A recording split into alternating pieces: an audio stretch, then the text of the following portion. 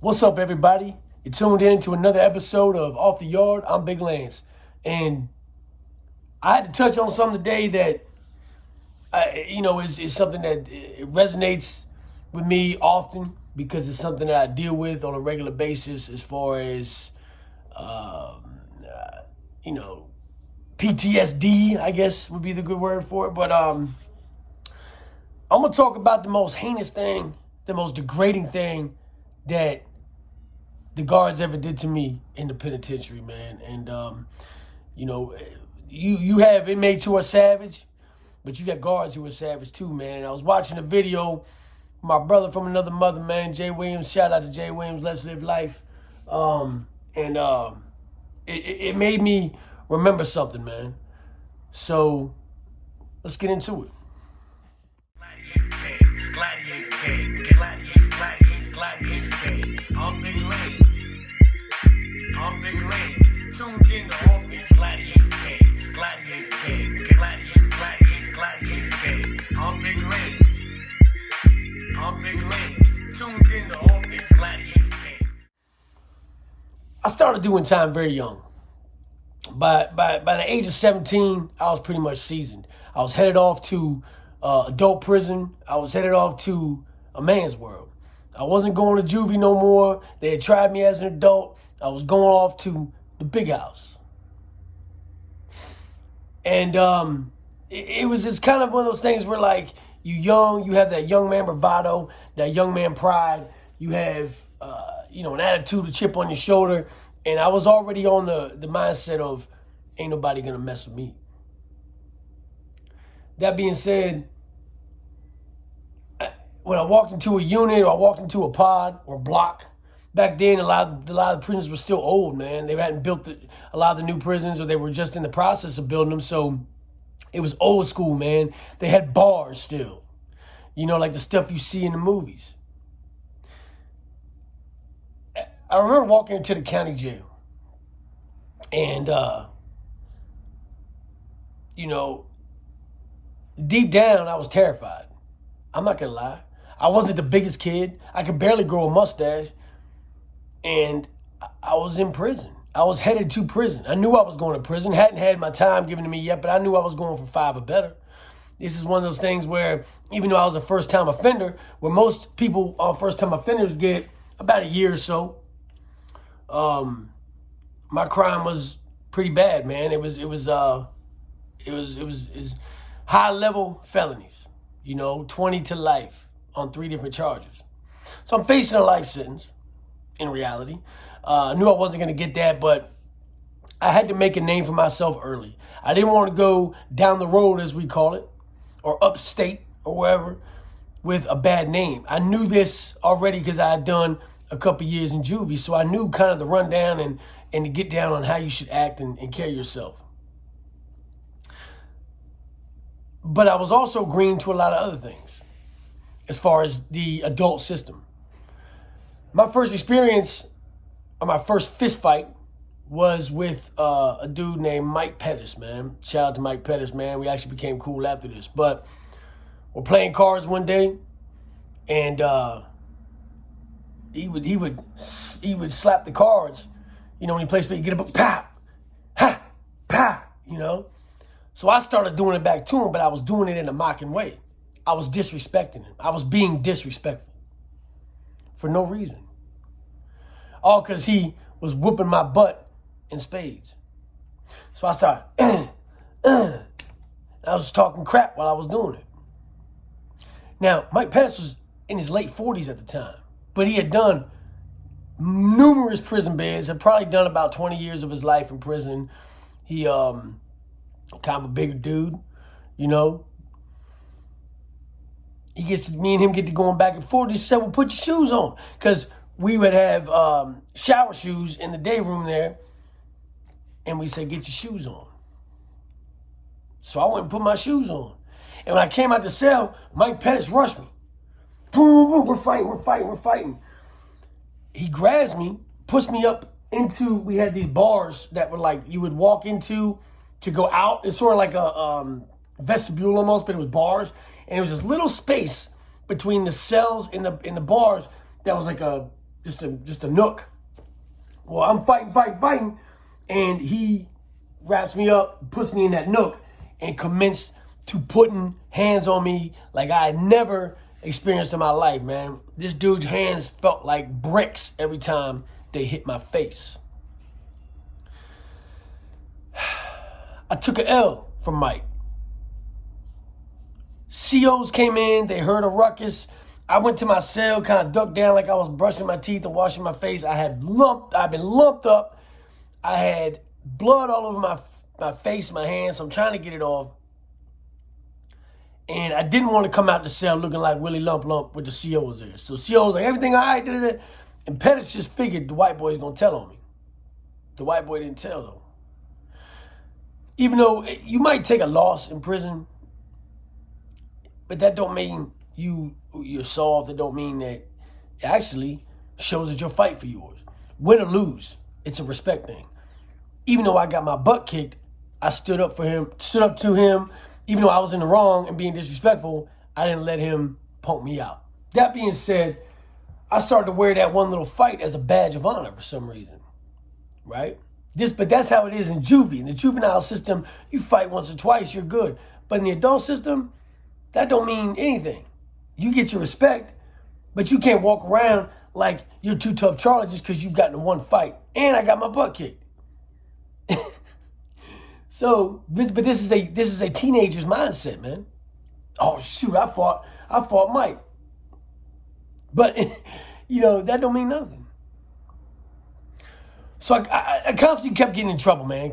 I'd get in these little fights with people, or I would be doing this. I ended up in the hole. So I'm in the hole, and I'm back there with a couple of my homeboys. We had this little crew that we had started called Killer Mafia. And Killer Mafia was just a bunch of white dudes, pretty much. There's a couple of black dudes in there and little Spanish dudes, but it was mostly white dudes. But it was white dudes that would fight for this. You know what I'm saying? It wasn't no soft white dudes. So we were back in the hole, and my homeboy Alex made some of the best wine I've ever had in jail, prison to this day. Some of the best wine, and he's back there in the hole making wine. We're sending down our fruit and bread. Whatever we got, our candy, we're sending it down to Alex, and he's back there making wine in the hole. Well, because there was bars, you could stick your cup out and pass it to your neighbor.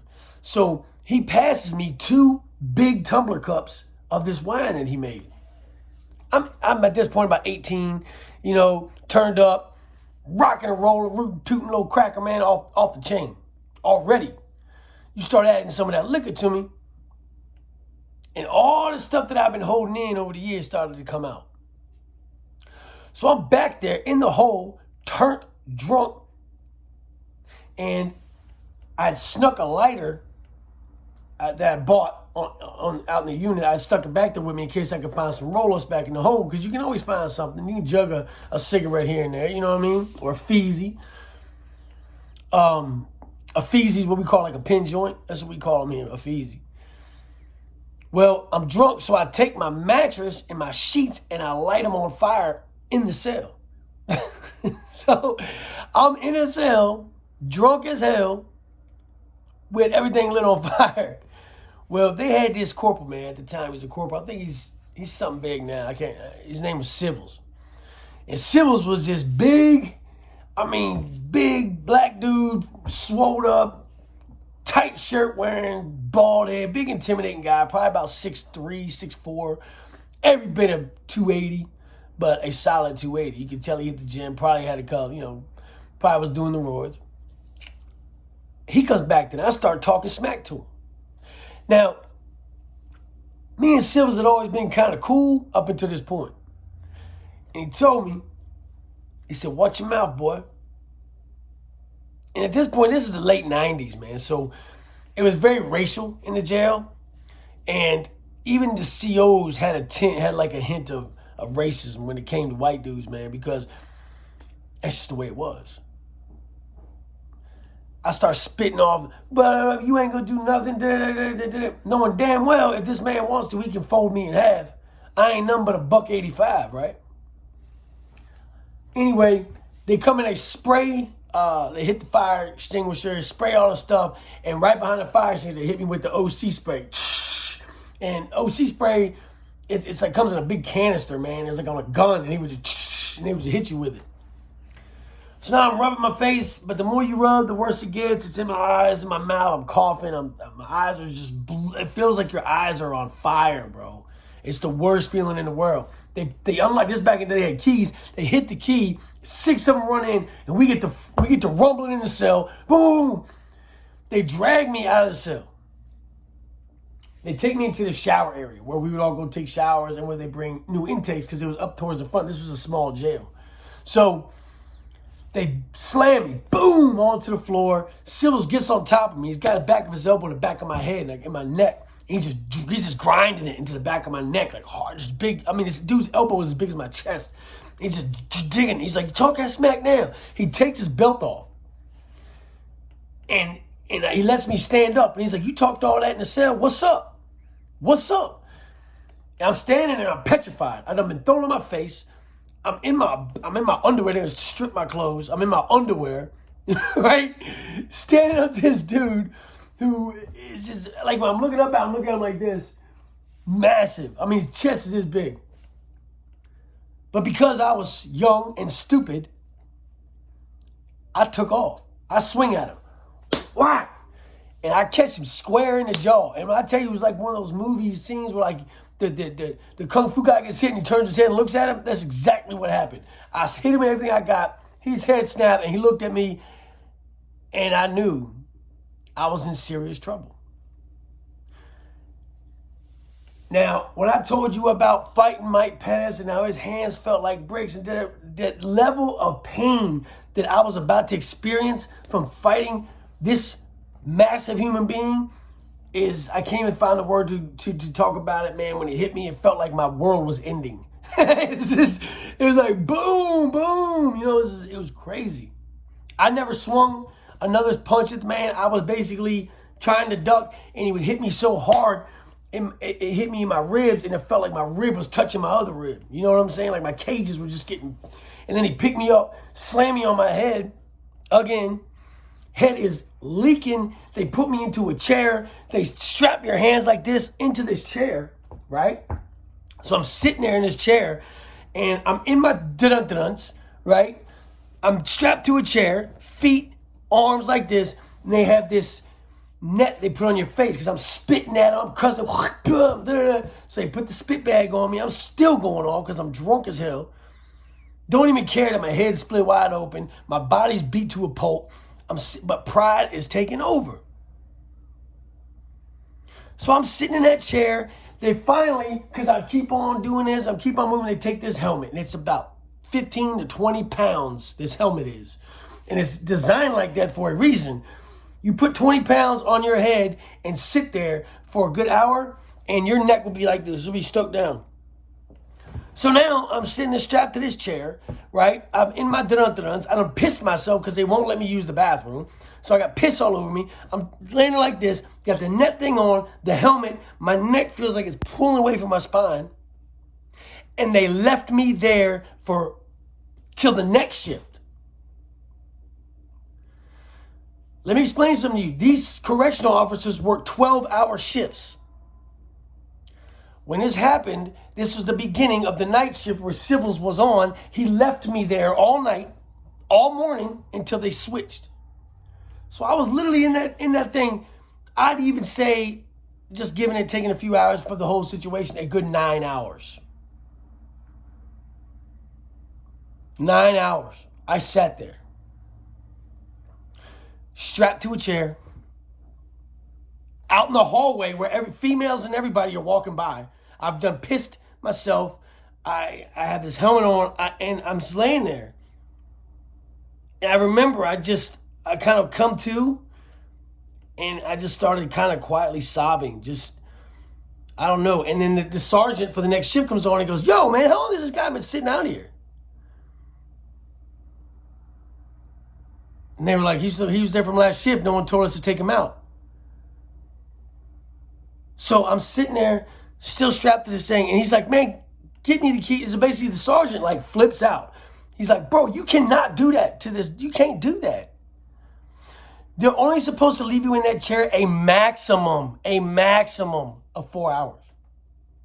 I'd been in there at least 9 or 10. My body was broken. I ended up having to go to the hospital. I had a cracked rib.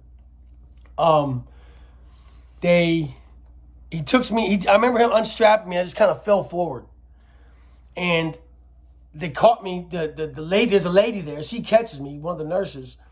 And I kind of like fall into her arm like this. And they take that helmet off. And my neck was so like, it had been stretched, like the whole back of it was just, it's swollen. And it looked like I had a big hump on the back of my neck from where my blood flow basically had stopped. And it was just like this. And I remember just laying in that woman's arms and just sobbing. I was defeated. I was broken. I was just the shell of any type of human being.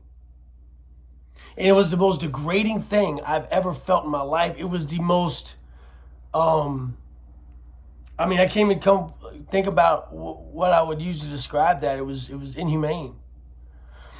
They kind of rolled. I couldn't walk because I'd been sitting strapped so long that my legs were numb. And they kind of rolled that chair. They let me sit in the chair and they rolled it into the shower area. And the sergeant was like, yo, man, just take your time, bro. Take your time. Do what you got to do. He didn't want me to, he didn't want anybody else to see me like that. That's what I told him. I was like, bro, can you just, there's women walking around here. And it may not sound that much. I know people say, you guys are criminals. You guys are inmates. You're supposed to have that done to you. No, man. No, you're not. Especially as an 18-year-old kid.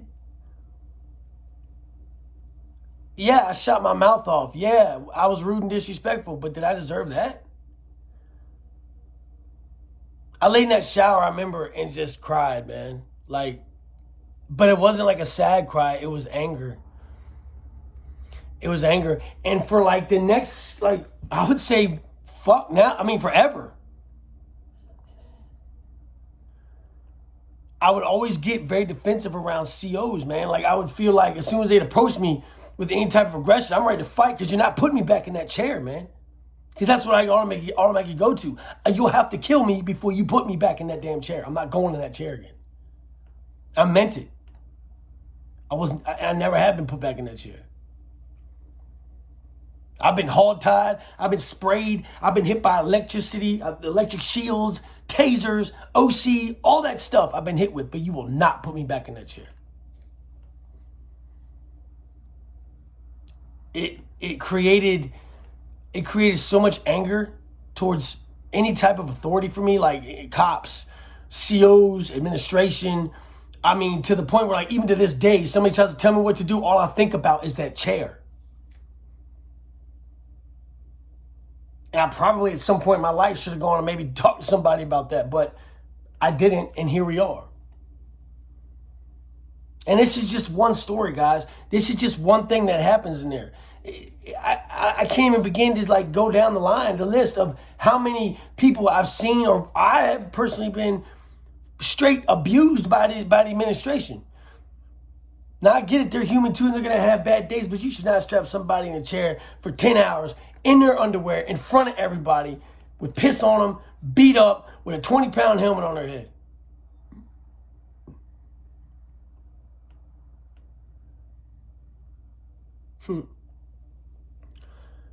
But that's why I tell these stories, man, because I'm looking at you youngsters in this video. I'm looking at you looking at me, and I'm telling you, as hard as you are, bro, as tough as you think you are, they got something tougher. As deadly as you think you might be, they got something more deadly. As savage or as mean as you think you are, they have something more or somebody more. And I don't want you to have to go through that. I love you guys. I don't want to see you go through that. I already did it for you so I can tell you about it, and I'm letting you know. So if you find yourself in that situation, you can't say I didn't warn you. You will let your pride and your egos and your macho mentality play yourself right out of position to do something positive in your life. You see what I'm saying? You have an opportunity as a young man to start fresh Whatever you've done, it's in the past. Let it be known it's in the past and go do something positive for your future. Don't be 44 years old starting over. Because it's impossible.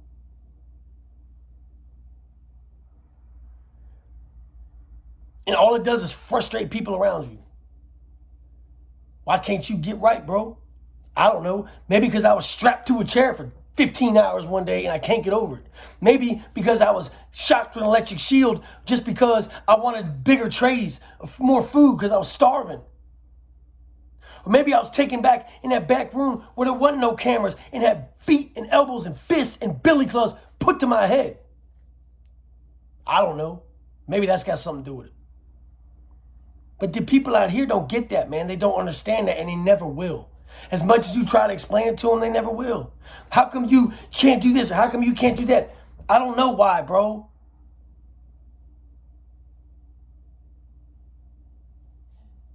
But that's what we're trying to avoid with you guys. We're telling you in these stories. We're telling you in these videos. We're letting you know this is your future, man. It does not change. It's been like this for centuries. It's going to continue to be like this. People are going to make bad decisions and do things in their life as young men that's going to affect them forever. They're not playing with you, man. They will give you 20 years, go home, kiss their wife, and go to bed like nothing happened. Like it didn't even happen. The system doesn't care. It is made to be broken. It functions by being broken. That's the point. They keep the revolving door revolving because it's a business and business is good. Do you know how much money these places are making off these prisons? These are federally funded. They're getting 30 grand an inmate. That's what you order them, man. 30 G's a year. That's it. They don't care about you, your girl, your kids, your mom, your future. They don't care. They want you to come back. Come on back. We'll leave the light on. They make it impossible. I have been trying to find an apartment for months. Guess what? Impossible. It's not a game. It's not a game. Much love to the Gladiator gang, man. Salute to all my real ones. And as always, man, stay up, stay out, and stay sucker free, y'all. Be blessed.